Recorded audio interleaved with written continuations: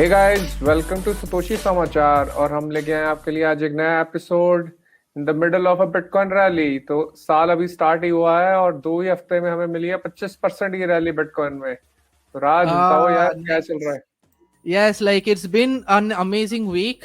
Bitcoin Twitter में दिख रहा है, लोग बहुत हाइप्ड हो रहे हैं and like 25% in a week is like not bad and given like we have fallen down from a very big height. But इतने सब कुछ होने के बाद the way crypto market went पिछले साल में एंड बहुत सारे चीजें गिरने के बाद भी when you see a bitcoin rally like this, कहीं पे तो लोगों का भरोसा बढ़ते, कहीं पे लोगों का उम्मीदें बढ़ते and it's a good boost and a good moral boost for like people working in the space. So definitely बहुत अच्छा वीक रहा एंड बहुत कुछ है हमारे पास बात करने के लिए. So let's directly jump into the topic.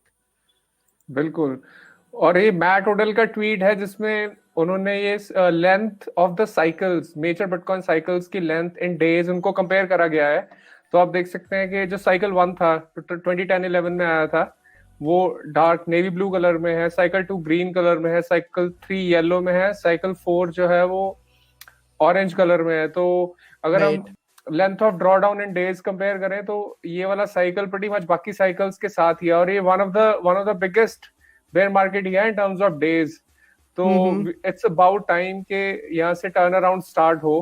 तो इसीलिए हम्म. मैट ओडल ने ये ट्वीट शेयर करा था। और बिटकॉइन का जैसे कि हमें पता ही है कि जब रैली आना शुरू होता है तो फिर मतलब 1000% तो पता ही नहीं चलता कब आ जाता है, फटाफट ही आ जाता है। तो Right. Right. I think correction जो होना था probably it's behind us, although nobody knows, है ना, हमें पता नहीं होता, हो सकता है थोड़ा बहुत करेक्शन अभी फ्यूचर में हो। बट हम्म. जो अब तक आसार है वो ये लग रहा है कि करेक्शन इज बिहाइंड अस और अभी हम एक बड़ी रैली को स्टेयर कर रहे हैं फ्यूचर में। राइट. और ये हर लूप में होता रहता है. Like there is a period of like 4 to 4.5 years जहां पे लाइक बिटकॉइन का हार्विंग साइकिल से भी सिंक्रोनस है. तो एक जगह पे ये होते हैं कि बहुत सारे हाइप आ जाते हैं मार्केट में एंड लोग बहुत कुछ चीजों के बारे में एक्साइटेड हो जाते हैं एंड बहुत सारे लिक्विड मनी इधर उधर स्लॉश करते रहते हैं एंड उसी टाइम पे हम लोग वो जो बबल वाला फेज होता है, वो बबल वाला फेज देखते हैं.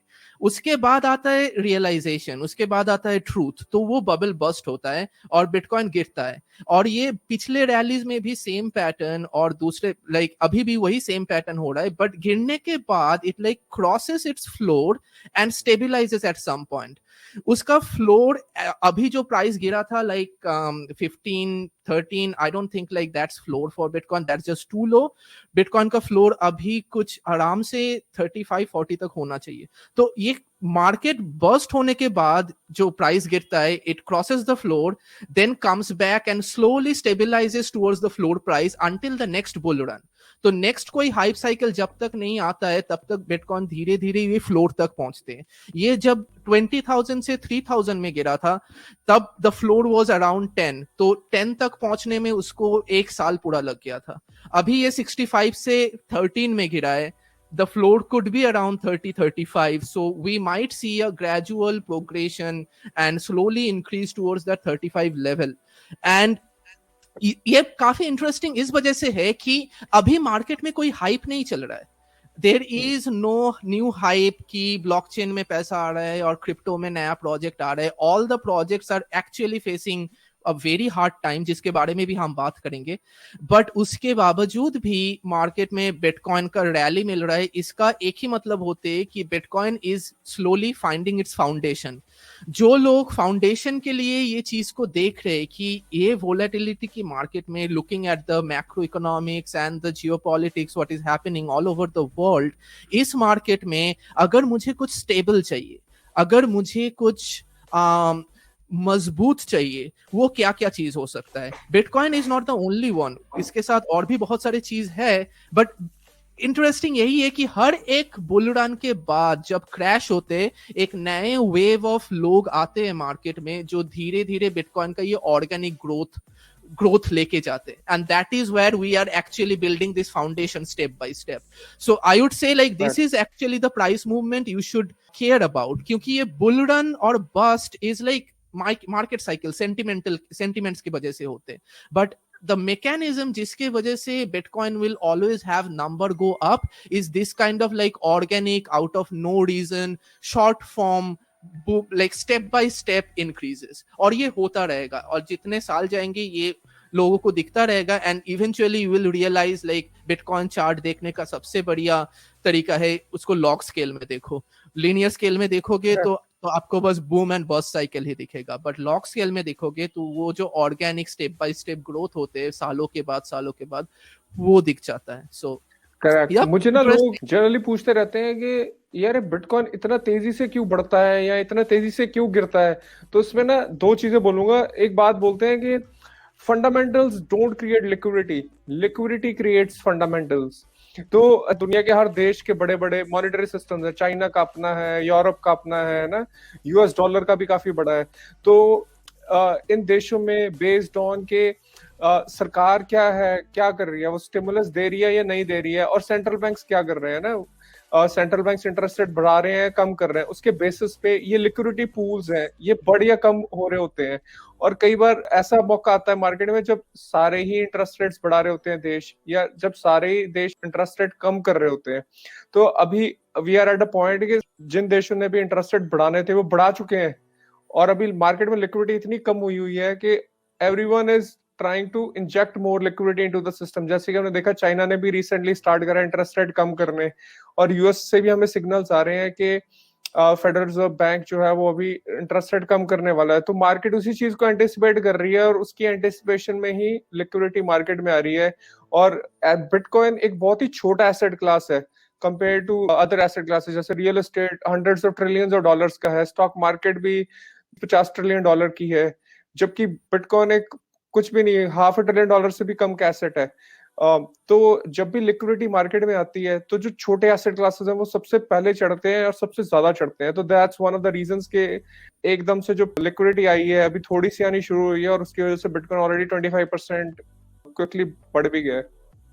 Right. And good for bitcoiners, good for builders, जो लोग काम कर रहे हैं, जो लोग बियर मार्केट सरवाइव किया है, congratulation. If this is your first bear market, you know what to do. Stay humble, stack sats and keep building. एक न्यूज आया था कि शॉर्ट्स भी लिक्विडेट हुए हैं काफी. yes it happened, and generally ऐसे ही होते हैं कि मार्केट जब नीचे गिरता जाता है तो lot of people bet कि मार्केट नीचे गिरता रहेगा, and then Bitcoin does its things out of nowhere, suddenly it comes back and बहुत सारे लोग liquidated हो जाते. So like this, ये बोल रहे हैं कि largest amount of BTC short liquidation हुआ है since July 2021, where July 2021 was around the जब 65 तक पहुंच रहे थे almost, उस टाइम पे शायद था. So this is big. So you can see like this red candle of liquidation. This was the first one that happened around July 2021. I guess ये Bitcoin का प्राइस ही दिखा रहा है इस साइड में. So yeah, this is where probably the peak of the last cycle was. So एक तो वो जून जुलाई टाइप में आया था और एक नवंबर में आया था रैली लास्ट ईयर 2021 में, और उसके बाद से ये गिरना शुरू हुआ. आई थिंक ये नवंबर 21 का है जो पीक बीच में दिख रहा है, नवंबर 21 का है. उसके बाद से प्राइस गिरना शुरू हुआ था. पर मुझे ये समझ नहीं आ रहा यार कि जब तो बिटकॉइन बहुत ज्यादा चढ़ा हुआ है तब तो शॉर्ट करो. ये जब बिटकॉइन इतनी देर से गिरा हुआ है, वहां पे आके स्टेबल हुआ है, कौन बेवकूफ लोग हैं जो यहाँ पे भी आगे hundreds of millions of dollars की शॉर्ट पोजीशन बना के रखे हुए हैं कि नहीं. या एंड बट कभी कभी ऐसे भी होते हैं कि बिटकॉइन का अभी भी मार्केट डेप्थ इतना कम है कि whales can come and like move and slosh around. So वो भी डील हो सकता है. बहुत सारे लोग ऐसे भी शॉर्ट पोजीशन बनाते, they know like they can like dip the price a little bit और वहां से पैसा उठा के वो वापस लेके जाएगा.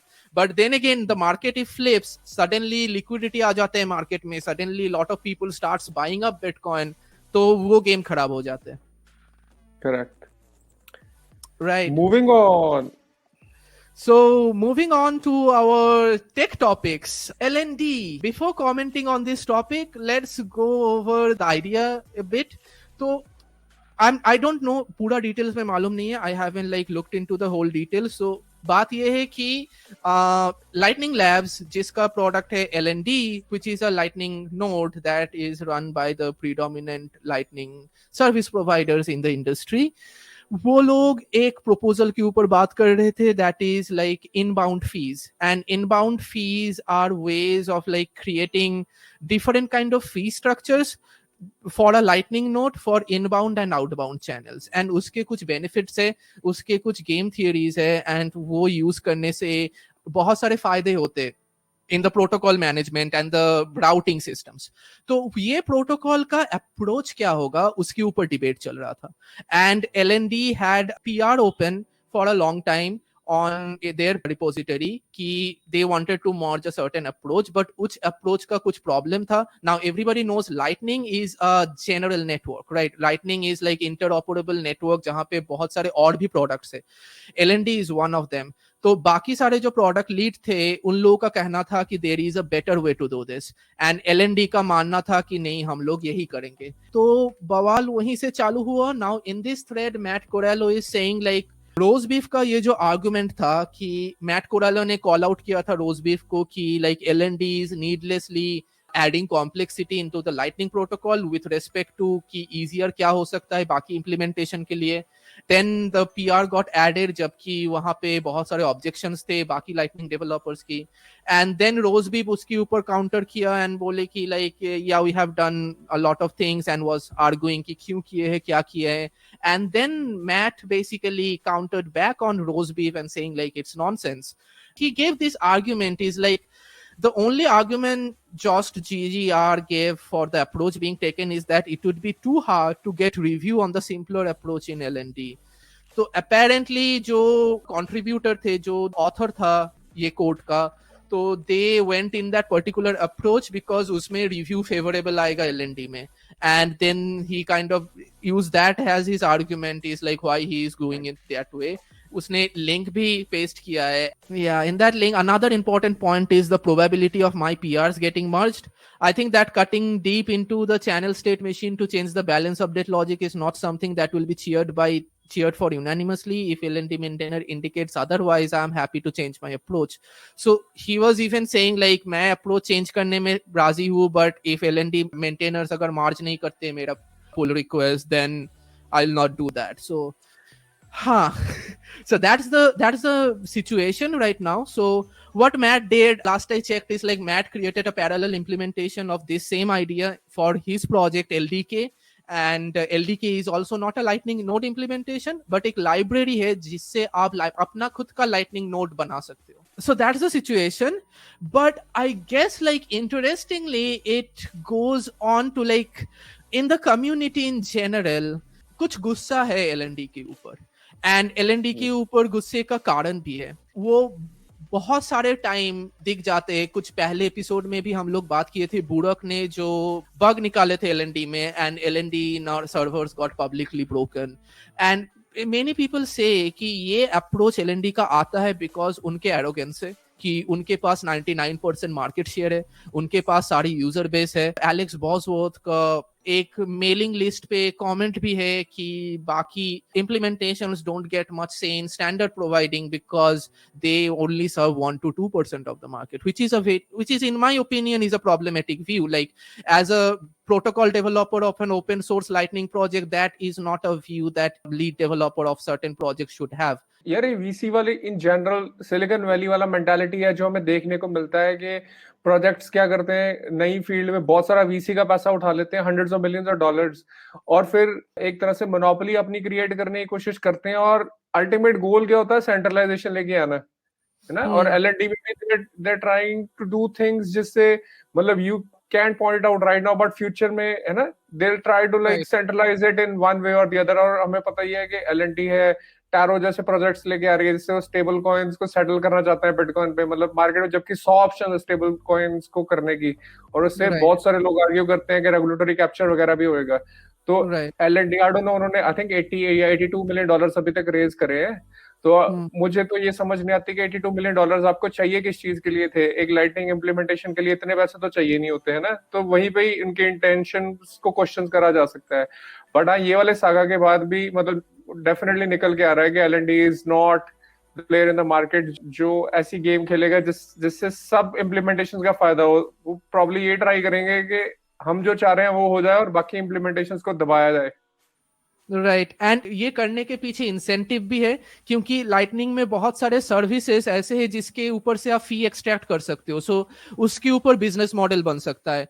तो ऐसे भी लाइक देयर आर इंस्टेंसेस कि वो लोग ओपन स्टैंडर्ड जो बोल्ट 12 है और लिक्विडिटी ऐड है जो ब्लॉकस्ट्रीम में बना है, जो कोई भी इंप्लीमेंट कर सकते, वो इस्तेमाल नहीं कर सकते और इस्तेमाल नहीं करना चाहते और इम्प्लीमेंट नहीं करना चाहते अपने इम्प्लीमेंटेशन में, ताकि उसका जो पूल सर्विस है वो खराब हो सकता है। Then we have like few comments like this. It seems like the community is bit pissed. Stacker news पे किसी ने एक बहुत लंबा आर्टिकल लिखा है जहां पे बहुत सारे लिंक डाला हुआ है। उस लिंक पे they are arguing the same thing, is like apparently ये दिख रहा है कि एलएनडी के पास कुछ क्लियर इंसेंटिव्स है जिसकी वजह से वो कुछ open source better protocol development model को रेजिस्ट कर सकते हैं। मतलब ऐसे अगर एक्सप्लिसिटली ना भी बोले कि हम लोग कर रहे हैं ये रीजन की वजह से, but you can in the back of the discussion by reading between the lines you can see कि इसके पीछे इंसेंटिव्स की चक्कर है। आई डोंट नो, मेरा मानना ये रहेगा कि अभी लाइटनिंग का सिचुएशन जो है, लाइटनिंग का प्रोटोकॉल का स्टेट जो है, इस हालत में अगर बहुत सारे अदर नोड इम्प्लीमेंटेशन मोर एडॉप्शन पाते हैं तो वो इन जनरल इकोसिस्टम के लिए बेटर है। एलएनडी का एडॉप्शन रेट घट के अगर सी लाइटनिंग एक लेयर और एलडी का एडॉप्शन रेट बढ़ सकता है, then that will balance out this kind of incentive problem. It's not like people are bad. ऐसा नहीं है कि लोग खराब है, ऐसा नहीं है कि anybody is malicious. It's just like projects works in different ways, and अगर उसमें money involved हो जाते तो उसमें incentive आ जाते, and L&Ds में VC funding is very heavily involved than in other like implementation. Other implementations are much smaller in scale. सो अभी हम लोग आके देखेंगे कि कैसे क्या होता है, कैसे आगे बढ़ता है ये डिस्कशन। करेक्ट। और ये सारा गेम जो हम खेल रहे हैं है ना, ये सारा डिसेंट्रलाइजेशन का गेम है। द होल पॉइंट इज कि कोई भी बीच में कोई इंस्टीट्यूशन या ह्यूमन बीइंग ऐसा नहीं आना चाहिए जिसके पास बहुत सारी पावर हो और उस पावर को यूज करके वो अपने मोनोपोली क्रिएट करने की कोशिश करें या ऐसी चीजें बनाने की कोशिश करें जिनसे यूजर्स का नुकसान हो, है ना। तो बिटकॉइन के ऑफ कोर्स हमें पता है कि लेयर 1 पे भी कोई भी अगर ऐसा इशू आता है तो पूरी कम्युनिटी चिल्ला उठती है ना। दे डोंट वांट कि कोई भी ऐसा चीज बिटकॉइन कोर पे लाई जाए लेयर 1 पे जिससे कोई सेंट्रलाइजेशन वाले इश्यूज आए। एंड सिमिलरली अगर लेयर 2 पे भी ऐसे मोनोपोलीज बन रही है जिनके पास 90% प्लस है ना यूजर्स हैं, तो वो डेफिनेटली ट्राई करेंगी कुछ ना कुछ अपने फेवर में करने का। एंड डिसेंट्रलाइजेशन की गेम फिर वहीं पे ही है ना थोड़ी कम होनी शुरू हो जाती है। तो डेफिनेटली जो बाकी इम्प्लीमेंटेशंस हैं वो अपनी आने वाले टाइम में गेम अप करेंगे, जैसे कि एसिंक है ना, ऑल्दो वो भी वीसी फंडेड है बट वो $80 मिलियन तो नहीं रेज करे। तो एसिंक ने, जैसे हमने फिनिक्स वॉलेट दिखाया था अपने लास्ट एपिसोड में ना, वो लोग यूज इसलिए कर रहे हैं बिकॉज आसान है उसको यूज करना। आपको लाइटनिंग और बिटकॉइन कोर के बैलेंस को एक ही जगह है ना मेंटेन करके आप उसको स्पेंड कर सकते हो। आई एम श्योर बाकी जो इम्प्लीमेंटेशंस है वो भी ऐसे फीचर्स लेके आएंगी जिससे उनकी अडॉप्शन बढ़ेगी। बट ये डेफिनेटली काफी चौंका देने वाला था इंस्टेंस है जो इस हफ्ते निकल के आया। और ये स्टैकर न्यूज का जो ये आर्टिकल है इसका लिंक मैं डिस्क्रिप्शन में डाल दूंगा, आप जाइए इसको डेफिनेटली पढ़िए। इसमें पूरे डिटेल्स है इस इशू के और बताया गया कि कैसे एलएनडी फ्यूचर में प्रॉब्लम्स क्रिएट कर सकती है लाइटनिंग प्रोटोकॉल में। Right, to be fair on lightning people, उनके पीछे काउंटर आर्ग्यूमेंट्स भी है, तो उनको भी पढ़िए, सिर्फ एक साइड से नहीं पढ़िए। It's like a open source thing जहां पे बहुत सारे आइडियाज आके एक साथ कोलाइड होते हैं एंड हर टाइम पता नहीं चलता है कि कौन सा आइडिया अच्छा है कौन सा आइडिया बुरा है। तो इस जगह पे गेटिंग मोर पीपल इन्वॉल्व, जितने सारे लोग लाइटनिंग में काम कर सकते हैं, जितने सारे और भी लाइटनिंग इम्प्लीमेंटेशन बन सकते हैं, जितने सारे लाइटनिंग प्रोजेक्ट बन सकते हैं, अगर आप कोई पर्टिकुलर लाइटनिंग इम्प्लीमेंटेशन लेके कोई लाइटनिंग प्रोजेक्ट बनाते हो तब भी वो इम्प्लीमेंटेशन का ग्रेविटी बढ़ता है, तब भी वो इम्प्लीमेंटेशन पे कंट्रीब्यूट बनता है। राइट, तो ऐसा नहीं है कि ये डिसेंट्रलाइजेशन लाने के लिए आपको और एक लाइटनिंग इम्प्लीमेंटेशन बनाना पड़ेगा, बट अगर आपको लाइटनिंग प्रोजेक्ट है, if you are using async और if you are using LDK, so उसमें डिसेंट्रलाइजेशन में थोड़ा सा मदद मिलता है बाकी लोगों को भी। Eventually it's gonna be about कितने लोग आते, कितने सारे इंटरेस्ट जनरेट होते, कितने डिफरेंट डिफरेंट चीजें बन सकते हैं डिफरेंट डिफरेंट तरीके से। और लाइटनिंग का और एक जो बेनिफिट है, इट्स ए कॉन्सेंसस प्रोटोकॉल नहीं है। सो बहुत मामूली चीजों में लोगों को एग्रीमेंट चाहिए होता है, बाकी एक एक इम्प्लीमेंटेशन अपना अलग अलग एक्सटेंशन भी निकाल सकते हैं, जहां पे ब्लॉक स्ट्रीम के पास कुछ एक्स्ट्रा सर्विस है जो एलएनडी के पास नहीं है, and that's perfectly fine. But वो तक पहुंचने के लिए अभी हम लोगों को थोड़ा टाइम है, अभी भी इट्स स्टिल न्यू, अभी भी इट्स स्टिल डेवलपिंग। एंड उस सिचुएशन में ऐसे टाइप की डेवलपर ब्राउल होना I think is healthy in the sense of the whole ecosystem.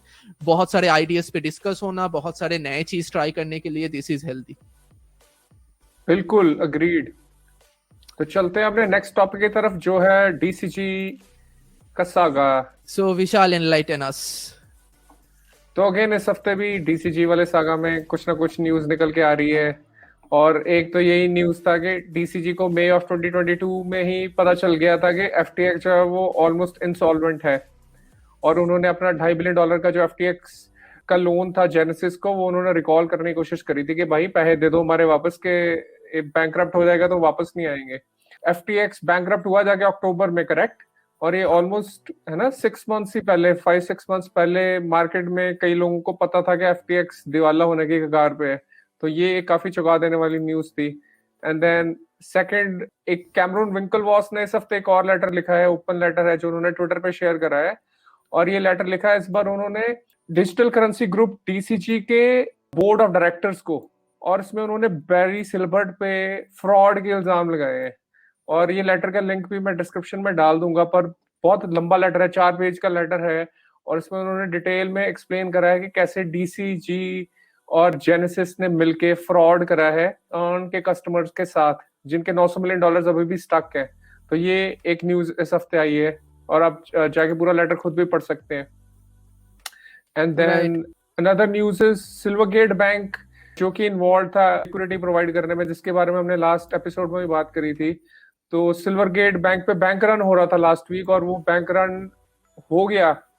And then Silvergate bank को $4.3 बिलियन का फेडरल होम लोन बैंक ने बेल आउट कराया है, तब जाके उनके दरवाजे खुले, नहीं तो वो उनको भी दिवालिया घोषित होना पड़ता। तो ये भी काफी बड़ी न्यूज थी, क्योंकि Silvergate bank as we said है ना इन द लास्ट एपिसोड, वो इतना बड़ा क्रिप्टो का बैंक था एक टाइम पे कि उसके बिना आप क्रिप्टो का बिजनेस यूएस में अगर आपने चलाना है तो आप चला ही नहीं सकते थे। सिल्वरगेट बैंक ही ऐसा बैंक था जो आपको बैंक अकाउंट देता था। तो ये भी काफी बड़ी चीज हो गया, ठीक है, अभी थोड़े दिन पहले ही। एंड देन लास्टली छोटे छोटे और भी 3-4 चीजें हुई। डिपार्टमेंट ऑफ जस्टिस जो है यूएस में, बोला जा रहा है कि वो बनांस के अगेंस्ट क्रिमिनल इंडाइटमेंट्स ला सकता है।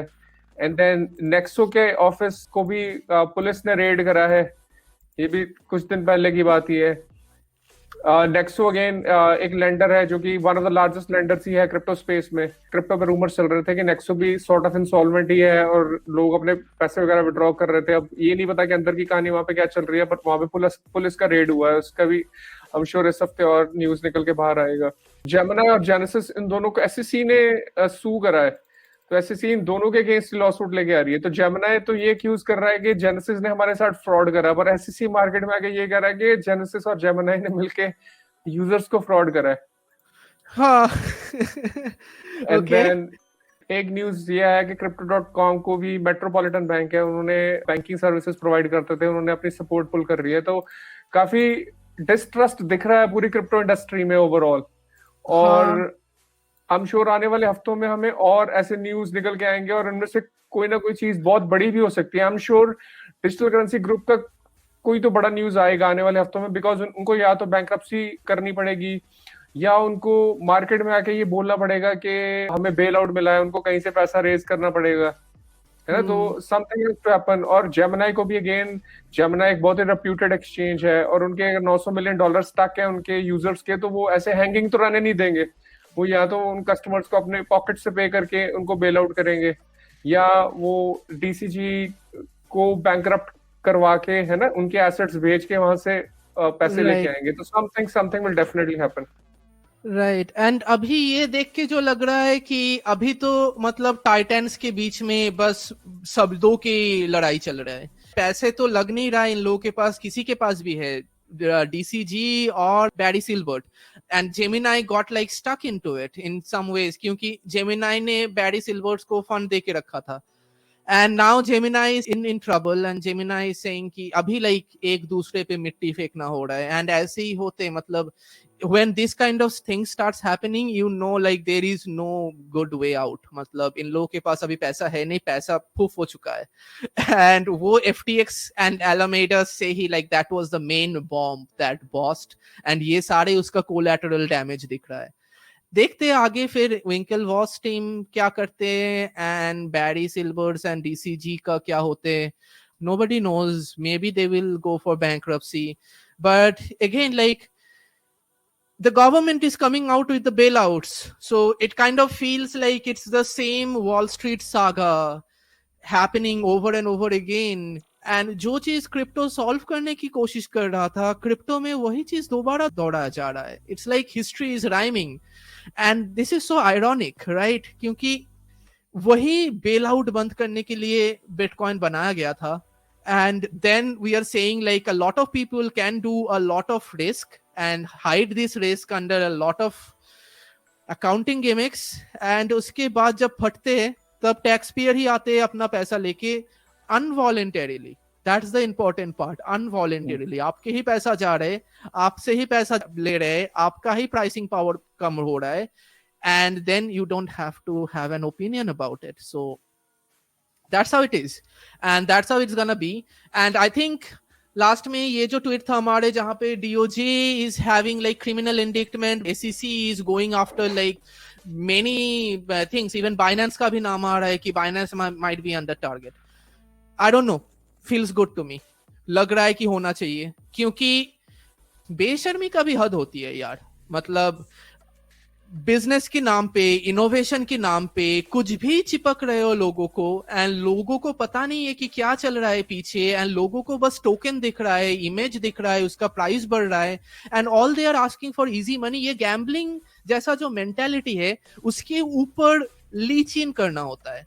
Basically, the entire crypto industry is working on leeching onto the gambling instinct of people. वही feed होता है, और वो रेगुलेट होना चाहिए. एंड अगर आपको क्रिप्टो में ऐसे टोकन इशू करना है, you should be under a proper regulatory jurisdiction, कि आप अपना आइडिया का स्टेक इशू कर रहे हो लोगों के ऊपर. ब्लॉकचेन के वजह से उसका वैल्यू अप नहीं हो सकता, क्रिप्टो की वजह से उसका वैल्यू नहीं अप हो सकता, कंप्यूटर साइंस की वजह से नहीं हो सकता, आप मार्केट में क्या बेच रहे हो उसके वजह से हो सकता है. So it's a security, and इसके अगेंस्ट और कोई आर्ग्यूमेंट हो नहीं सकता. So more and more the regulators get comfortable that these are securities and they should be monopolized or they should be regulated as securities. It gonna be good for the industry. ये गंदे चीजें बंद हो गए. ये जो कुछ भी फेक के पैसा उठाना, जैसे सैम बैकमैन फ्राइड आया अपना MIT डिग्री लेके, देखो हमारे पास डिग्री है, देखो हमारे पास पैसा है, कुछ भी कर सकते हैं हम. डो कुन ने किया है, Suzu, yeah, same thing, and it kept happening over and over again. Mahinsky, right? And and 2014 में Bitstein ने, I don't know if anybody knows, but look it up. Bitstein is the Twitter handle. Bitstein का बहुत सारे अच्छे articles है, and उसमें से एक आर्टिकल ये था, everybody is a scammer, and this is like key article that you need to read in order to get inside the crypto business. Otherwise you are gonna get fooled by website design.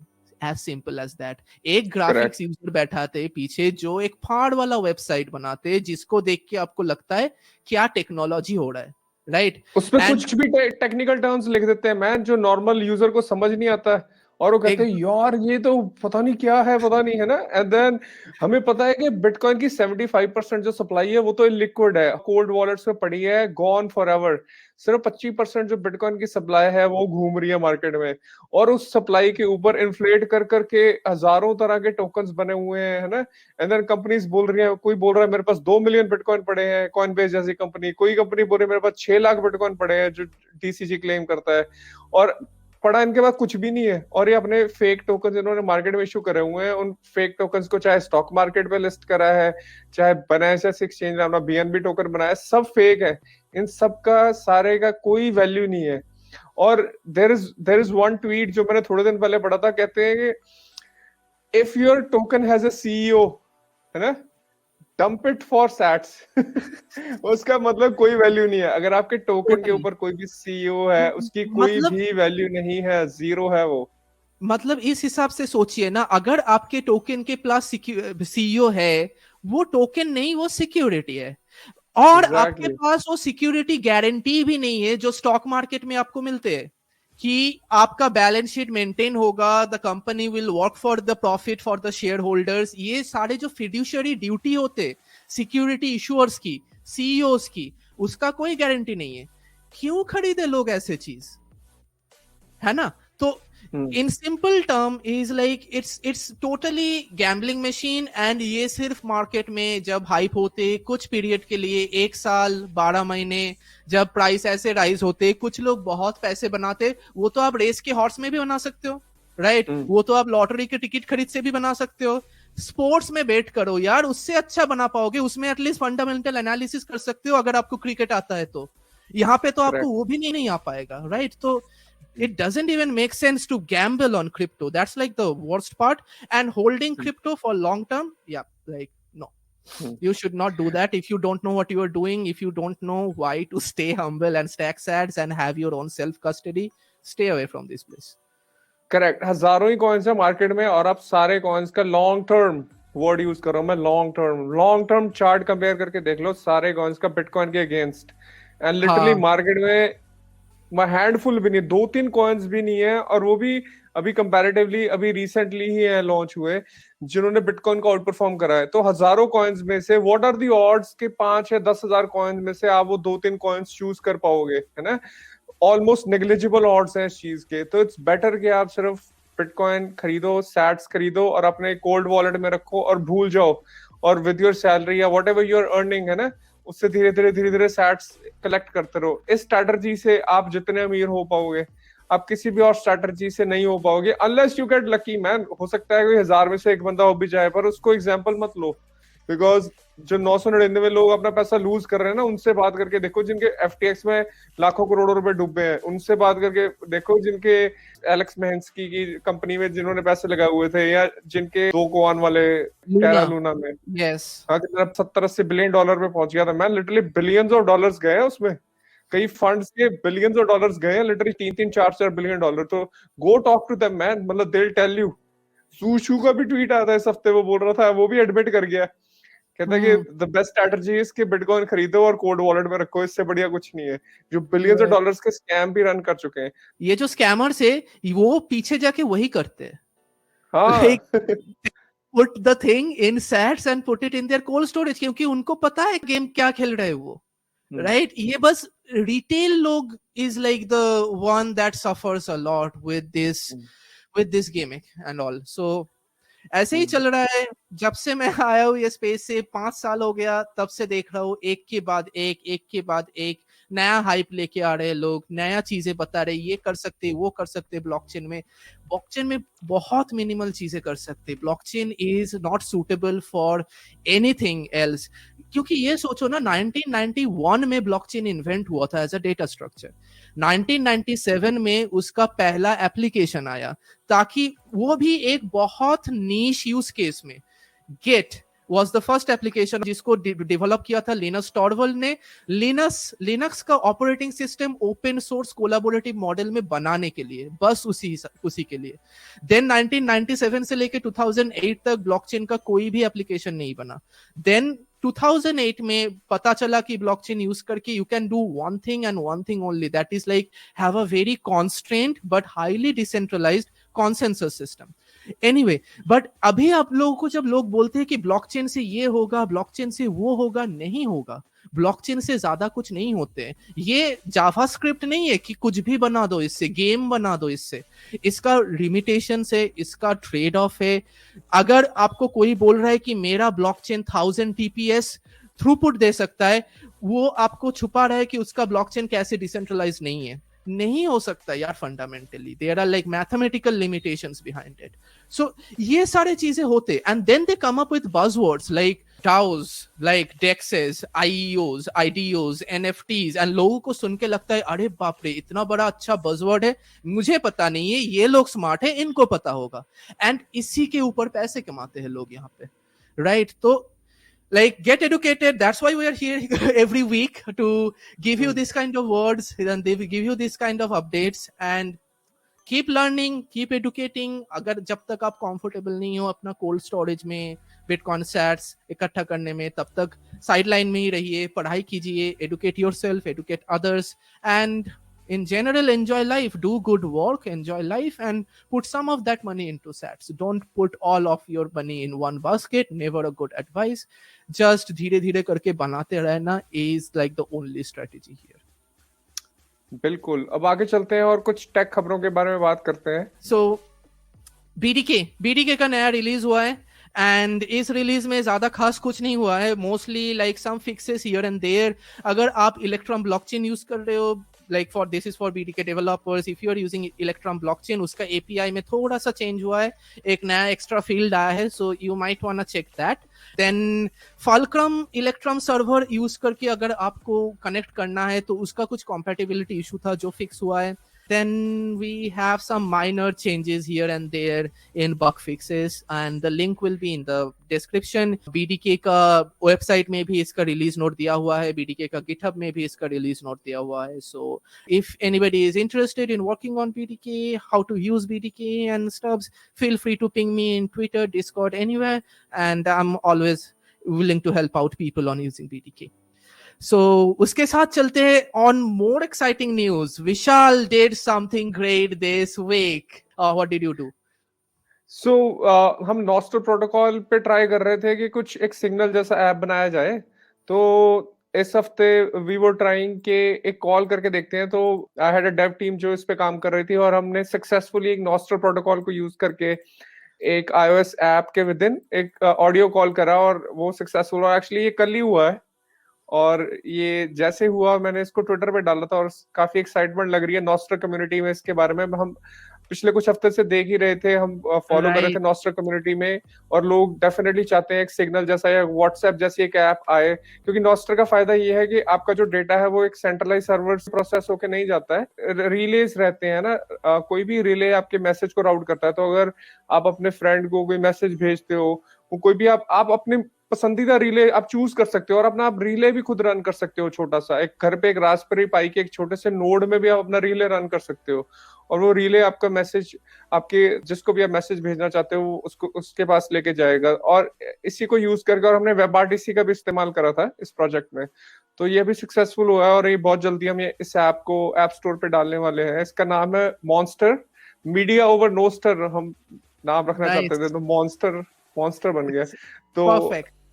हाँ, आप सब लोग इस पे ध्यान रखिए. इसको Twitter पे आप फॉलो कर सकते हो मॉन्स्टर ऐप को, and then I am sure आने वाले कुछ हफ्तों में इसको हम रिलीज करेंगे iOS पे पहले, एंड देन लेटर एंड्रॉइड पे. It will be great to know कि आपको ये ऐप कैसा लगता है, और आपको without a centralized party Signal जैसा एक्सपीरियंस उस पे मिल पा रहा है या नहीं. तो ये हमें जान के अच्छा लगेगा.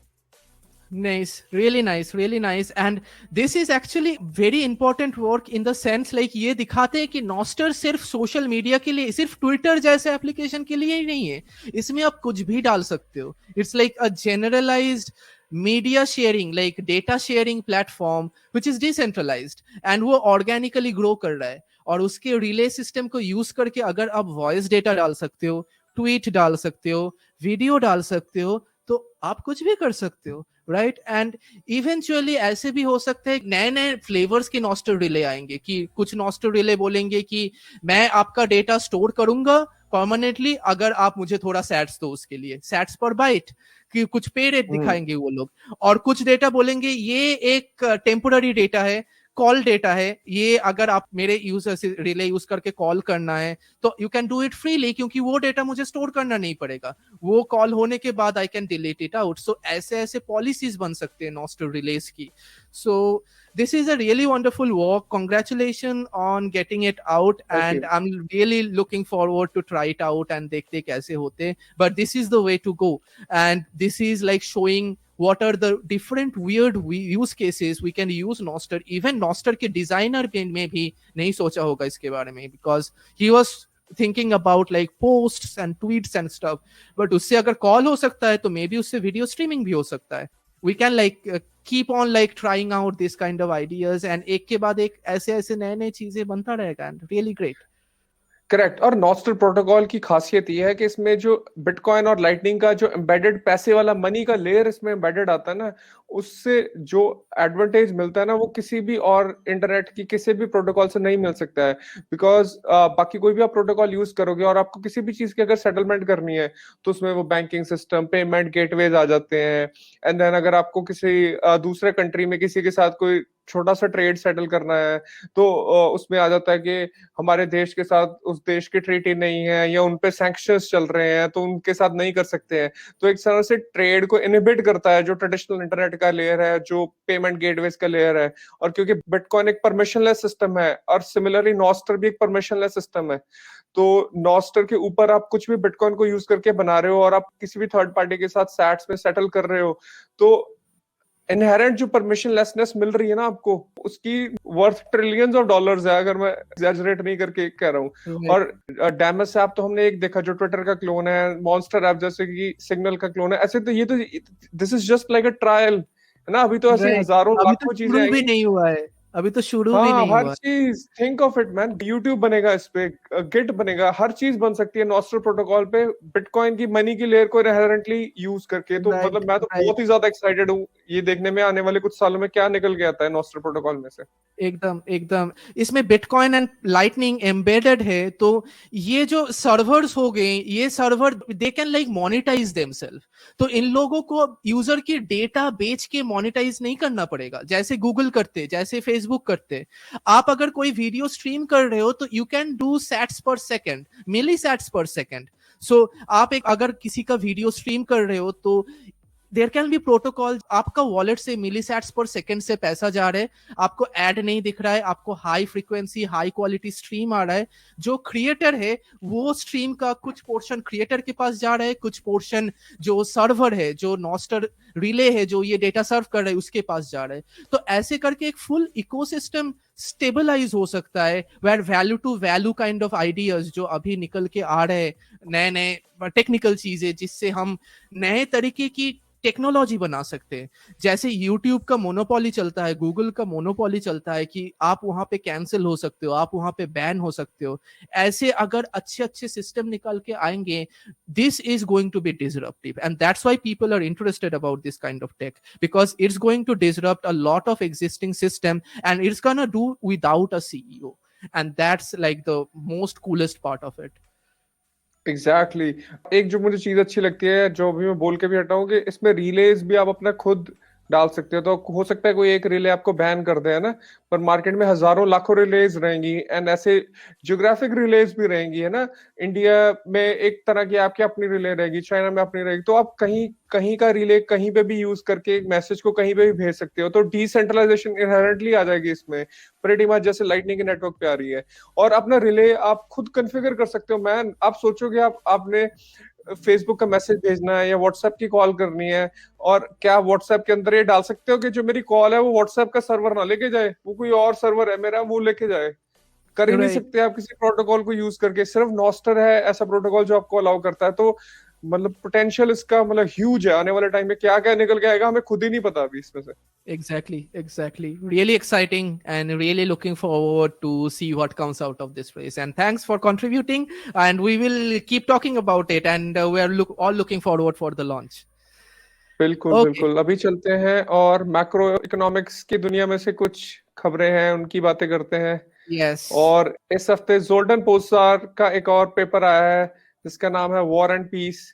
जैसे कि हमने पहले एपिसोड्स में भी बात करी है, जोर्डन पोस्टार मैक्रो इकोनॉमिक्स की दुनिया के गुरु माने जाते हैं। और उनका जब भी पेपर आता है, और अगर आप ये पेपर नहीं पढ़ते हो और आप मैक्रो इकोनॉमिक्स की दुनिया में हो, तो आप मैक्रो इकोनॉमिक्स की दुनिया में नहीं हो। मतलब ये इतना इंपॉर्टेंट पेपर है, इट्स रियली इंपॉर्टेंट। और क्रेडिट स्विस के काफी सीनियर एनालिस्ट हैं ये जोर्डन पोस्टार, और इनका जो एनालिसिस रहता है वो दुनिया भर की जो सबसे प्रोमिनेंट और सबसे इंपॉर्टेंट जो चीजें ना उनका मिश्रण रहता है, और कोई भी इनकी तरह लिख नहीं पाता। तो अगर हम सेकंड पेज पे जाएं राज, तो इनके अभी इसी सीरीज में 4-5 पेपर आए हैं। एक था war is inflationary, and then war means industry. और थर्ड एंड फोर्थ पेपर की हमने रिसेंटली बात करी थी एक एपिसोड में, कि वॉर इनकम्पर्स कमोडिटीज के, जब भी कोई जंग चलती है तो उसका कमोडिटीज की दुनिया में क्या असर पड़ता है। और सिमिलरली फाइनेंशियल चैनल्स पे क्या असर पड़ता है। और अभी जो लेटेस्ट पेपर है, छोटा पेपर है, ऑल्दो ये सिर्फ 5 पेजेस का ही है, और ये इस चीज पे है कि वॉर कैसे प्राइस और मनी को अपसेट करता है।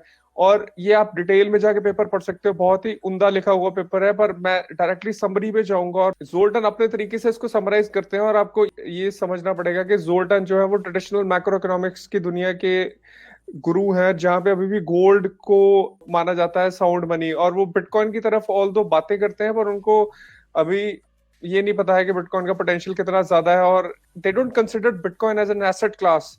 ट्रेडिशनल न्यूयॉर्क और वॉल स्ट्रीट वाली सेंस में कोई भी एसेट क्लास अगर $1 ट्रिलियन से छोटी है ना, तो उसमें वो इन्वेस्टमेंट्स ही नहीं करते हैं जो बड़े फंड्स वगैरह है, तो उसके बारे में ज्यादा बात नहीं होती है। पर अगर हम जोल्टन के परस्पेक्टिव से समझने की कोशिश करें, तो उन्होंने कुछ चीजें समराइज करी है, जैसे कि 60-40 won't cut it anymore and should be 20-40-20-20 instead, with the way it's representing cash, stocks, bonds and commodities। इसमें जोल्टन कहते हैं कि ट्रेडिशनल 60-40 पोर्टफोलियोज रहते थे जो वॉल स्ट्रीट में पिछले 30-40 साल से बहुत ज्यादा जिनमें प्रॉफिट होता था। उसमें क्या रहता है, 60% आप अपना पैसा बॉन्ड्स में लगा के रखते हो, और वो भी उम्दा क्वालिटी के जो गवर्नमेंट बॉन्ड्स होते हैं या AAA रेटेड बॉन्ड्स होते हैं, और 40% पैसा आप एक्विटीज में लगा के चलते हो। पर हमने जैसे कि देखा 2022 एक ऐसा साल था जो बॉन्ड मार्केट के लिए अमेरिका के इतिहास में बहुत ही बुरा था, और इतने नेगेटिव रिटर्न्स कभी भी नहीं आए थे। तो ये 60-40 पोर्टफोलियो अभी रिटर्न्स नहीं दे रहा है। तो जोल्टन का बोलना है कि आप अपना पोर्टफोलियो जो 20-40-20-20 स्प्लिट में रखें, जिसमें 20% हमेशा आप कैश में बैठे हैं, 40% आप एक्विटीज में लगा सकते हो, 20% बॉन्ड्स में रखें, 20% कमोडिटीज में रखें। एंड देन नेक्स्ट पॉइंट में बोलते हैं cash while the curve remains inverted is king. कह रहे हैं कि जब तक यील्ड कर्व की इन्वर्जन चल रही है, जो कि अभी भी काफी इन्वर्टेड है, हम देखें 3 मंथ 10 ईयर का जो यील्ड कर्व इन्वर्जन है वो 1% से ऊपर 1.12% पे पहुंचा हुआ, जो कि हिस्टोरिक है। 1962 में था इससे पहले इतना बड़ा इन्वर्जन। तो जब तक ये यील्ड कर्व का इन्वर्जन चल रहा है, तब तक आप कैश पे एक बड़ा अमाउंट बना के रखें, क्योंकि क्या रहता है कि यील्ड कर्व के इन्वर्जन के बाद एक रिसेशन आता है, और जब रिसेशन आता है तो प्राइसेस करेक्ट होते हैं रिस्क एसेट्स के, जैसे कि एक्विटीज है ना। तो अगर आपके पास कैश की बड़ी पोजीशन है और एक मार्केट में बड़ी करेक्शन आती है, तो आप बहुत सस्ते दामों में चीजों को खरीद पाओगे। तो ये भी उनका एक रिकमेंडेशन था। फिर वो कहते हैं commodities should include 3 types of gold, yellow, black and white. Yellow gold is gold bars, black gold is oil and white gold is lithium for EVs. तो अगर आपने कमोडिटीज में इन्वेस्ट करना है, तो आप थोड़ा गोल्ड लेके रखें, थोड़ा ऑयल में इन्वेस्टमेंट करके रखें, एंड देन वो लिथियम में भी इन्वेस्टमेंट रेकमेंड करते हैं, बिकॉज हमें पता है कि आने वाले टाइम में electric cars, electric batteries, laptops, हर जगह पे लिथियम की बहुत ज्यादा जरूरत पड़ेगी। तो लिथियम के प्राइसेस आने वाले टाइम में काफी बढ़ सकते हैं, तो एक अच्छी कमोडिटी है इन्वेस्ट करने के लिए। राइट। और वो ये भी बोलते हैं कि कमोडिटीज में कुछ कॉपर, कोबाल्ट एक्सेट्रा ऐसे कुछ और कमोडिटीज भी हैं जिनमें आप थोड़ी पोजीशन लेके रख सकते हो। और थोड़ा वो डॉलर के बारे में भी बात करते हैं, कहते हैं कि the dollar won't be dethroned overnight, but on the margin de-dollarization and digitizations, CBDCs by BRICS central banks will reduce dollar dominance and demand for treasuries। ये पॉइंट बहुत ही ज्यादा इंपॉर्टेंट है, और ये क्रिप्टो की दुनिया से भी थोड़ा रिलेटेड है। हमें जैसे कि पता ही है कि दुनिया भर के सेंट्रल बैंक्स है वो अपनी CBDC लॉन्च करना चाहते हैं, और स्पेशली जो ब्रिक्स नेशंस है ना, ब्राजील, रशिया, इंडिया, चाइना और साउथ अफ्रीका है, सारे देश अपनी CBDC मार्केट में या तो इनकी आ चुकी है, बिल्कुल आने की कगार पे है। और इन CBDCs को यूज करके म्यूचुअल ट्रेड है वो CBDCs में ही सेटल करने की कोशिश करेंगे, जिससे क्या होएगा कि डॉलर की डिमांड है मार्केट में रिड्यूस होएगी, जिससे डी-डॉलराइजेशन धीरे धीरे एस्केलेट होती रहेगी। पर उनका ये मानना है कि ऑब्वियसली ये ओवरनाइट नहीं होएगा, this will happen upon years and decades. और इससे ट्रेजरीज की डिमांड, जो अमेरिका की गवर्नमेंट बॉन्ड्स है, उसकी डिमांड भी आने वाले टाइम में काफी कम हो सकती है। तो ओवरऑल ये पेपर काफी बढ़िया है, और मैं इसका लिंक डाल दूंगा डिस्क्रिप्शन में, अगर आपके पास टाइम है तो आप जाके जरूर इसको पढ़िए। एकदम। and seems like a valuable advice, से macro situational advice probably हमारे viewers के लिए valuable रहेगा।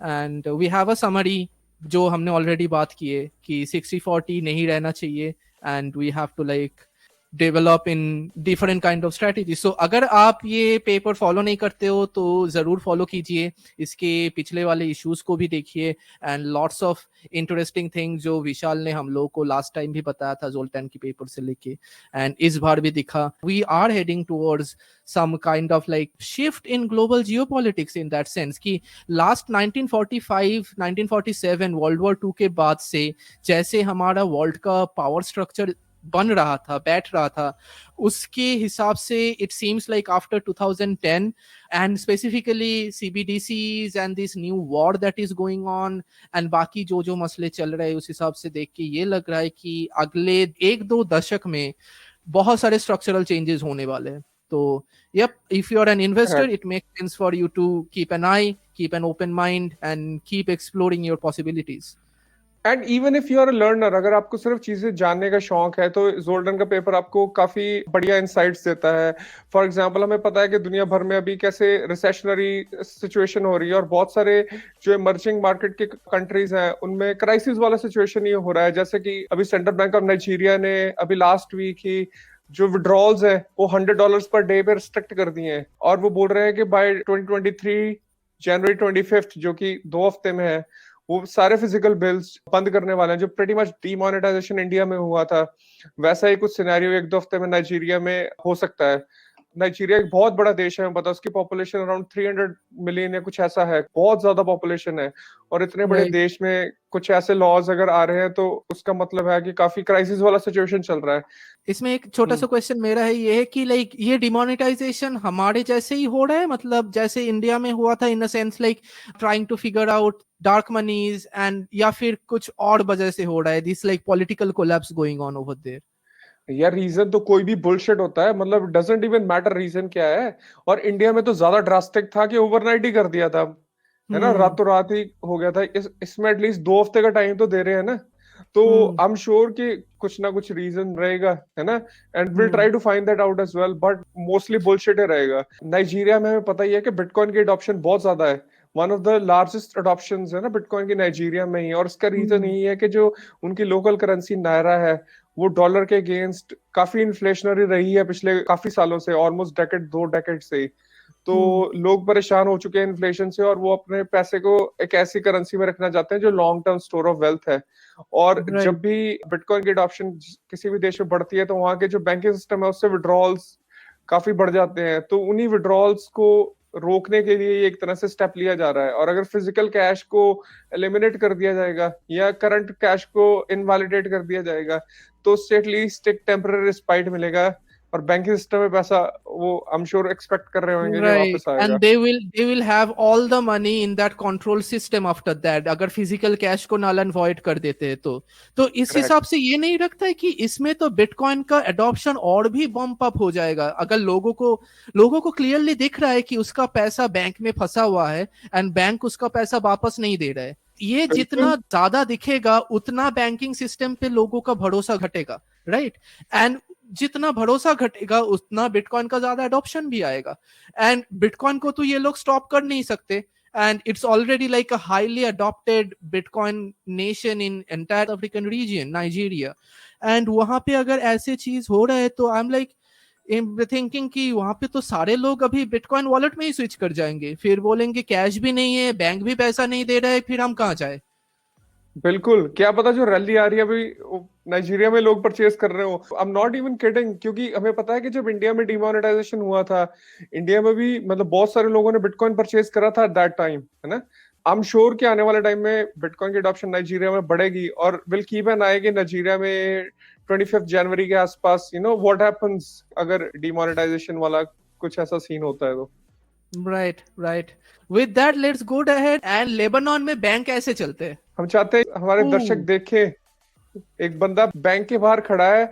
लेबनान में क्राइसिस ऐसे हो रहा है कि लोगों का पैसा बैंक से पड़ा है और बैंक्स वो दे नहीं रहे हैं उनको. और एक काफी महीने से क्राइसिस चल रहा है और लोग अपने पिस्टल्स हथियार लेके बैंकों के बाहर खड़े हुए हैं और वो स्टिल उनको पैसा नहीं दे रहे हैं और दरवाजे बंद कर रहे हैं. मैन, मतलब कैसा कितना ज्यादा क्राइसिस है. हमें इंडिया में या यूएस में जो लोग बैठे हुए हैं वो कंफर्टेबल लाइफ जी रहे हैं, उनको नहीं पता कि पूरी दुनिया में मॉनेटरी लेवल पे कितना बड़ा क्राइसिस आया हुआ। मतलब ये कभी भी कहीं भी हो सकता है, मतलब basically they are correct. Having a banking crisis and उनके बेसिकली एफटीएक्स जैसा सिचुएशन अगर नेशन स्टेट के साथ होता है तो ये होता है, राइट? लोगों का पैसा गायब हो जाते हैं, बैंक के पास है नहीं पैसा देने के लिए, मतलब वो गायब हो चुका है एंड बाकी they can't give because then उसके ऊपर बैंक रन हो जाएगा and then your money gets stuck with it and then you have this kind of situation। और ये पहली बार नहीं, लेबनान का ऐसा वीडियो बहुत बार आ चुका है पिछले साल में भी, जहां एक लड़की ने अपने दीदी की कैंसर ट्रीटमेंट के लिए बैंक से अपना खुद का पैसा निकाल नहीं पा रहे तो वो बैंक को बंदूक से हॉस्टेज बना लिया and like started demanding for the money. And सोचिए कितना फक्ड अप सिचुएशन है एंड लाइक कितना खराब सिचुएशन है ये, कि आपका खुद का पैसा जो आपने सेव किए हो आपके खुद की दीदी के कैंसर ट्रीटमेंट के लिए आपको नहीं मिल रहा है, तो आप बंदूक नहीं उठाओगे तो और करोगे क्या? एंड ऐसे ही सिचुएशन होते हैं एंड ऐसी सिचुएशन में कोई फाइनेंशियल सिस्टम, कोई बैंक आके आपका सेवा नहीं कर सकता है। सो एक तरफ लेबनान है जहाँ पे लोग अपना पैसा विड्रॉ नहीं कर पा रहे, और एक तरफ वेनेजुएला है, इतना पैसा है चाहे वो ट्रैश बैग से विड्रॉ कर लो मैन। तो इस वीडियो में हम देख रहे हो ट्रैश में पैसा पड़ा है मैन, बैग भर भर के, और उसकी कोई वैल्यू नहीं है, जीरो हो चुकी है कैश। ये कैश है मैन, पैसा था किसी टाइम पे इस पैसे का क्या क्या नहीं खरीद सकते थे, और अभी ये कचरे के ढेर पे पड़ा है। This happens when the central bank of your country fails. Venezuela में जो हुआ है that is like a central bank failure. Central bank के साथ FTX हुआ है, तो central bank के साथ जब FTX होता है तो वो उसका जो पैसा होता है, उसका जो नोट होता है, ये जो पेपर है ना, ये बंच ऑफ पेपर है बस, इसका वैल्यू इसी वजह से है कि सेंट्रल बैंक के ऊपर उसका भरोसा है, सिर्फ उसके पॉपुलेशन की भी नहीं, बाहर वाले देशों की भी। अगर सेंट्रल बैंक अपने पॉलिटिकल वजह से, आपके अपने पॉलिसीज के वजह से और वॉट एवर रीजन वहां पे अपना पोजीशन खो देता है तो उसका पैसा का वैल्यू भी खो जाता है। And that's the weirdest part, जो हम लोग लास्ट टाइम भी एक एपिसोड दिखाए थे जहां पे लोगों को 200 साल पुराना तिजोरी में कुछ कैश पैसा मिला था जो शायद 2-3 किलो सोने का साइज का वैल्यूएशन था उस टाइम, कई डजन 20-30 किलो के बराबर था वो। अभी उसका वैल्यू जीरो है, बट वो सोने का वैल्यू तो सोने का वैल्यू ही रह जाते हैं, पैसे का वैल्यू जीरो हो जाते हैं, क्योंकि पैसे का वैल्यू इनहेरेंट नहीं है, उसके ऊपर ट्रस्ट बिल्ड ऑन है। जब वो ट्रस्ट खत्म हो जाते हैं, उसका पीछे का इंस्टीट्यूशन चला जाता है, देश चला जाता है, 200-300 साल में तो देश ही चला जाएगा भाई, सेंट्रल बैंक ही खत्म हो जाएगा, उसका बाउंड्री चेंज हो जाएगा, तो उसका जो पैसा था उसका पैसा का वैल्यू तो नेचुरली नहीं रहेगा। So this is why we need an intrinsic valuation वाला digital करेंसी सिस्टम, जिसका वैल्यू किसी के ट्रस्ट के ऊपर डिपेंडेंट नहीं है, जिसका कोई सीईओ नहीं है। So that's why this is so important for the world, for the economy, for the people. और जो बिटकॉइन का प्रूफ ऑफ वर्क सिस्टम है ना, उसको प्रूफ ऑफ एनर्जी भी बोला जाता है। और प्रूफ ऑफ एनर्जी इसीलिए बोला जाता है कि आपको बहुत सारी एनर्जी बर्न करनी पड़ती है, फिर आप ब्लॉक के अंदर प्रूफ डालते हो कि हाँ मैंने एनर्जी बर्न करी है और मुझे बिटकॉइन का ब्लॉक रिवॉर्ड दो, और ऐसे बिटकॉइन एग्जिस्टेंस में आता है। अनलेस आपने वो एनर्जी यूज करी है, बर्न करी है, जब तक आप वो एनर्जी बर्न करी है तभी आपको बिटकॉइन सर्कुलेशन में आएगा। तो अगर आप एनर्जी की यूसेज को पैसे से हटा देते हैं तो उसकी वैल्यू जीरो हो जाती है और पीस ऑफ पेपर बन जाता है। और हमें पता है gold bars for example, gold ने हजारों 5-10 हजार साल से अपनी वैल्यू रिटेन कर रहा है। कहते हैं जो मिस्र था ना, इजिप्ट, आज का इजिप्ट, मिस्र में आज से 5000 साल पहले भी अगर किसी बंदे ने एक बढ़िया सूट खरीदना था ना, बढ़िया क्वालिटी का सूट खरीदना था, तो उसकी वैल्यू एक शर्फी के बराबर थी, एक सोने की शर्फी 1 तोले सोने के बराबर थी। और आप आज के टाइम में आप न्यूयॉर्क सिटी में चले जाओ, और अगर आपने एक बढ़िया सूट खरीदना है ना, आज भी एक सोने के शर्फी के बराबर का ही आता है, बढ़िया क्वालिटी का। तो कहने का मतलब है कि 5000 साल में सोने ने अपनी वैल्यू रिटेन करके रखी है, बिकॉज वो हार्ड मनी स्टैंडर्ड है। सोना बनाने के लिए एनर्जी स्पेंड होती है बहुत ज्यादा, आपको धरती में डीप जाके माइनिंग करनी पड़ती है, उसको प्योरीफाई करना पड़ता है, टनों के हिसाब से मिट्टी को प्योरीफाई करना पड़ता है, फिर उसमें से कई प्रोसेसेस लगा के सोना बनता है ना। और अगर आप एनर्जी बर्न का जो प्रोसेस है उसको निकाल दोगे मनी प्रोडक्शन में से, तो फिर वो पीस ऑफ पेपर रह जाता है, जैसे कि हम वेनेजुएला में देख रहे हैं अभी। Anyway like these are our learning lessons. ऐसे तो बहुत सालों से हो रहा है, एंड जैसे जैसे फिएट मनी का सिस्टम बढ़ रहा है, लोगों को पता भी चल रहा है कि फिएट मनी कोलैप्स कैसे होते हैं, और ऐसे वीडियोस तो अभी इंटरनेट में आप कभी भी देख सकते हो। इसी के साथ खत्म होते हैं हमारे सीरियस वाले एपिसोड, और विशाल फिर उसके साथ चलते on our fun part of our episode, that बिल्कुल, is book of the book of the week. Week. So what do we have today? तो आज का हमारा बुक ऑफ द वीक है द लिटिल बिटकॉइन बुक, जो कि Jimmy song ने लिखा है। और ये बहुत ही छोटा सा कॉम्पैक्ट बुक है, जिसमें उन्होंने बहुत आसान तरीके से ये एक्सप्लेन करा है कि बिटकॉइन की जरूरत क्या है मार्केट में। और इस बुक की खासियत बता देता हूँ लोगों को। इस बुक की खासियत ये है कि एक तो ये पढ़ने में बहुत आसान है, इजी टू रीड है। तो आपके मम्मी पापा दादा दादी जो भी मतलब बहुत ज्यादा टेक्निकल चीजें नहीं समझते हैं, उनको भी समझ आ जाएगा कि बिटकॉइन की क्या जरूरत है। और ये बहुत छोटी है रीड करने में, ज्यादा नहीं है, 100 प्लस हाँ, थोड़े से पेजेस ही है, ज्यादा राइट मोटी नहीं है ये बुक। और तीसरी जो इसकी सबसे बड़ी खासियत है, ये बहुत सारी लैंग्वेजेस में अवेलेबल है। ये हिंदी और राइट पंजाबी में भी अवेलेबल है, and free to write download. इसका लिंक डिस्क्रिप्शन में डाल दूंगा। इस बुक का पीडीएफ, हिंदी और पंजाबी का पीडीएफ भी, और दुनिया भर की और भी पता नहीं कितनी सारी लैंग्वेजेस में है। कि लोकल लैंग्वेज में डेफिनेटली मिल जाएगा, चाइनीज में, you name it man, what ever language आपको चाहिए उसमें मिल जाएगा। तो एकदम। ये आप जाइए, डेफिनेटली चेकआउट करिए इस बुक को। जिमी सॉन्ग है इस बुक के ऑथर, और जिमी सॉन्ग ने बहुत सारी बिटकॉइन की टेक्निकल बुक्स भी लिखी हैं, जिनमें से एक प्रोग्रामिंग बिटकॉइन है, जो कि काफी बढ़िया है। हम आने वाले एपिसोड में शायद उसके बारे में भी बात करेंगे। और जिमी एकदम सॉन्ग खुद एक एजुकेटर है बिटकॉइन की दुनिया में, और काफी रिनाउंड है, उनको काफी रिस्पेक्ट की नजरों से देखा जाता है। तो ये बुक एक काफी अच्छा बुक है। अगर आप चाहें तो फ्री में भी इसको रीड कर सकते हैं अपने कंप्यूटर में डाउनलोड करके। एकदम। विशाल ने सब कुछ बता ही दिया लिटिल बिटकॉइन बुक के बारे में, बट दिस इज मेरे ख्याल से the best orange pilling book ever created. इसका खासियत यही है कि आपको टेक्निकल बैकग्राउंड की जरूरत नहीं है, आपको आपको बहुत कुछ बिटकॉइन के बारे में जानने की भी जरूरत नहीं है, बट अगर आप किसी को भी ये बुक देते हो जिस लैंग्वेज में उसको पढ़ने में सबसे आसानी होते हैं, कोई भी बिटकॉइन का वैल्यू प्रोपोजिशन समझ सकता है। So this is a really nice book, go check this out and give us a feedback, how do you like it. So little bitcoin book के बारे में मैं यही बोलना चाहूंगा कि लाइक ये मेरे दिखा हुआ सबसे आसान ऑरेंज पिलिंग बुक है। अगर किसी को बिटकॉइन टेक्निकल के बारे में पता नहीं है, फिएट करेंसीज के बारे में पता नहीं है, ग्लोबल जियोपॉलिटिक्स के बारे में पता नहीं है, बट क्यूरियस अबाउट बिटकॉइन, और कोई भी लैंग्वेज में ये अवेलेबल है, तो ये बुक आप खुद पढ़िए, लोगों को गिफ्ट कीजिए। एंड बहुत छोटा है, बहुत इजी है पढ़ने के लिए, but very succinctly explains the value proposition of bitcoin. तो जरूर पढ़िए इस बुक को, और हमको कमेंट में बताइए कि आपको कैसा लगा। एंड उसके साथ आगे बढ़ते we go to our segment of tweet of the week. Schrodinger's bitcoin not backed by anything but uses too much energy. Vishal like it's perfect right? Schrodinger का कैट का रहता है ना फिजिक्स की दुनिया में एक एग्जांपल के, श्रोडिंगर की कैट एक ऐसी एक बिल्ली है जो एक बॉक्स में बंद है, पर आपको पता हाँ, नहीं है बॉक्स में है या नहीं है, या वो जिंदा राइट है या नहीं है। पर अगर आपने बॉक्स खोला वो बिल्ली मर जाएगी। तो राइट तभी तक ही जिंदा है जब तक वो बॉक्स के अंदर बंद है।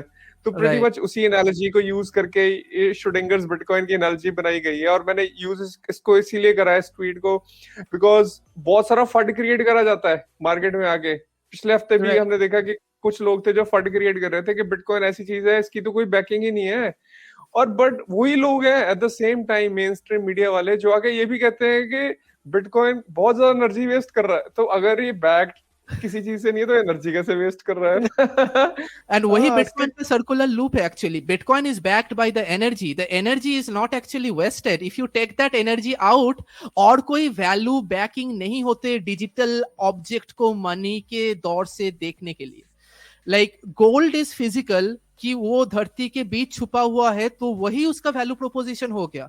बट अगर कुछ डिजिटल है, वो तो कंप्यूटर सर्वर्स में अवेलेबल है, तो वो तो फ्री में क्रिएट हो सकता है। The only reason you can not create free bitcoin, और बिटकॉइन का वैल्यू ऐसे फिएट की तरह गायब नहीं हो सकता, क्योंकि उसके पीछे एनर्जी जाते, और एनर्जी आप फेक नहीं कर सकते। राइट आप अपना बिजनेस मॉडल फेक कर सकते हो, अपने सीईओ फेक कर सकते हो, आपने आपका कुछ कुछ देशों के लिए गवर्नमेंट भी फेक कर सकते हो, बट एनर्जी आप फेक नहीं कर सकते। और वही बाइंड करता है डिजिटल बाइट्स और स्केयरसिटी को। and that is almost thermodynamic law that is playing with computer science and coming together and creating this system. So ये एक ट्वीट में ये बिटकॉइन का जो एक्चुअल टेक्निकल वैल्यू प्रोपोजिशन है प्रूफ ऑफ वर्क का, वो बहुत अच्छे तरीके से बाहर आते हैं. So again Gigi, our master memer of Bitcoin community, came up with this tweet and we wanted to feature it. मैं एक मेन स्ट्रीम मीडिया का अगर कोई भी बंदा इसको देख रहा है उसको बोलना चाहूंगा कि भाई आप डिसाइड कर लो, आप या तो ये बोला करोगे bitcoin is not backed by anything, या ये बोला करो it's uses too much energy. दोनों इकट्ठे मत बोला करो यार, मतलब समझ रहे, समझदार नहीं लगते फिर तुम. That's oxymoron. Yeah. Anyway, Okay. moving on, meme of the week. Right, and we have El Salvador back. Our dude Nayib Bukele. What did he do this time? Vishal, what do we have today? तो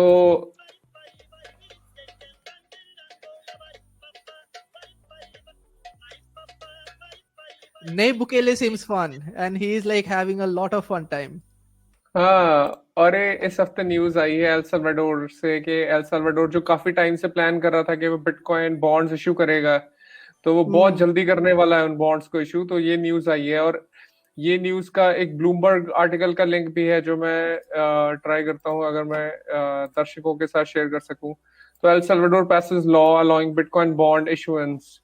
तो ये बहुत ही बड़ी news है, और इसकी gravity में अगर समझाना चाहूँ तो पूरी दुनिया के जो देश हैं वो अपनी लोकल करेंसी में ही बॉन्ड्स इशू करते हैं या वो डॉलर में इशू करते हैं. तो एल साल्वाडोर में हमें पता है कि जो लोकल करेंसी थी वो हाइपर इन्फ्लेशन वाले सिचुएशन हुआ था 2001 के अराउंड, और वहां पे काफी क्राइसिस आ गया था. उन्होंने डॉलर के साथ अपनी करेंसी को पैक कर लिया था. तो जब भी कोई देश डॉलर के साथ अपनी करेंसी को पैक करता है तो उससे उनकी मॉनेटरी सिस्टम पे कोई कंट्रोल नहीं रह जाता, तो वो डिपेंडेंट हो जाता है उस देश पे प्रीटी मच. तो बिटकॉइन अडॉप्ट करने वाला एल साल्वाडोर दुनिया का one of the first nation, और दी फर्स्ट नेशन इसीलिए है बिकॉज उनका कोई लोकल मॉनेटरी पॉलिसी था ही नहीं, और वो चाहते थे कि उनके जो वहाँ के जो लोकल रेजिडेंट्स हैं उनको एक ऑप्शन दिया जाए जो कि फ्यूचरिस्टिक है और जिसमें अपनी वेल्थ को स्टोर करके रख सकते हैं. ये बिल्कुल पहला बॉन्ड इशुएंस होएगा जो एल साल्वाडोर की गवर्नमेंट करेगी, और इसमें हम आने वाले एपिसोड्स में भी बात करते रहेंगे. पर ये काफी एक्साइटिंग न्यूज था, और इसी पे ही मीम बना है. तो बिटकॉइन की जो रैली आई है उसमें भी बोला जा रहा है कि न्यूज का काफी बड़ा हाथ है जो इस हफ्ते 25% की रैली आई है. तो लेट्स सी आने वाले कुछ दिनों में क्या क्या निकल के आता है. एल साल्वाडोर की गवर्नमेंट के बॉन्ड के डिटेल्स भी हम शेयर करेंगे जैसे वो हमें पता चलते हैं. तो Totally. And another great thing, वो जो एनर्जी के बारे में हम अभी बात कर रहे थे, they kind of understood and they are using their geothermal energy to convert into Bitcoin, and उसी Bitcoin के ऊपर वो लोग बॉन्ड इशू करेंगे.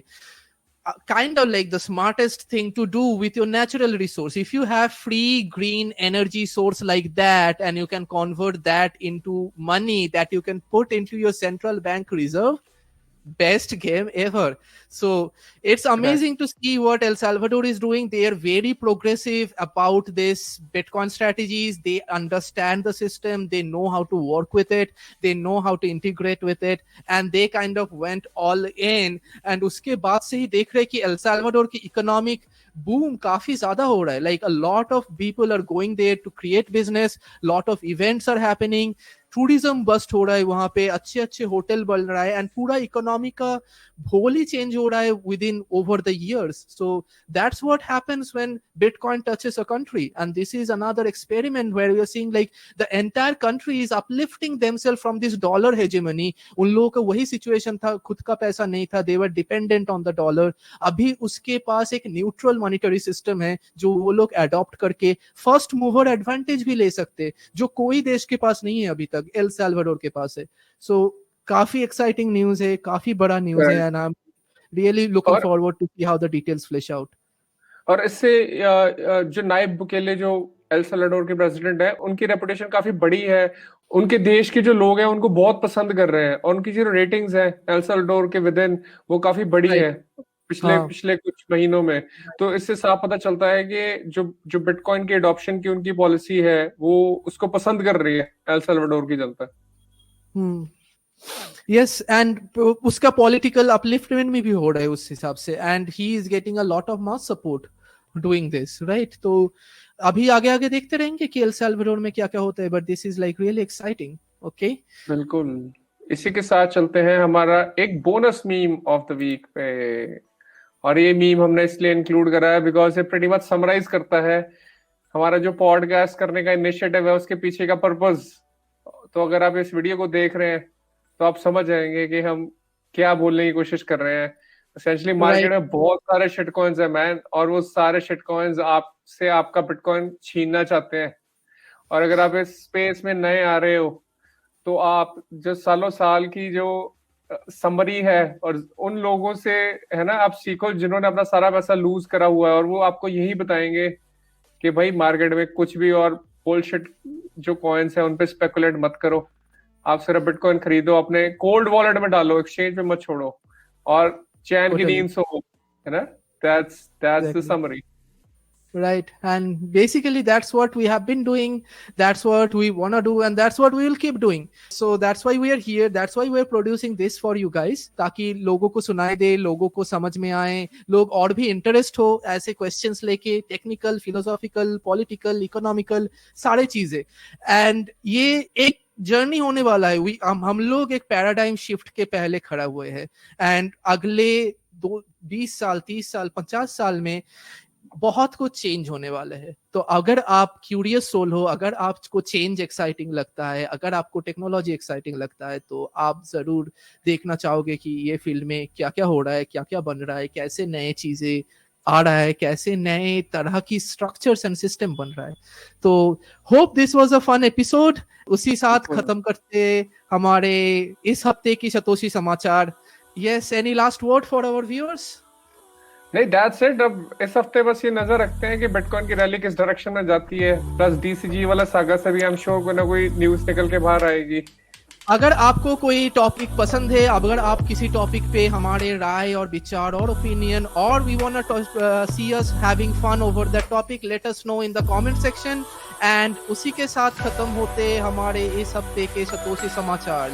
Like share and subscribe, spread the word, stay humble, keep stacking sats. Bye bye. Thank you, really appreciate it. Bye bye.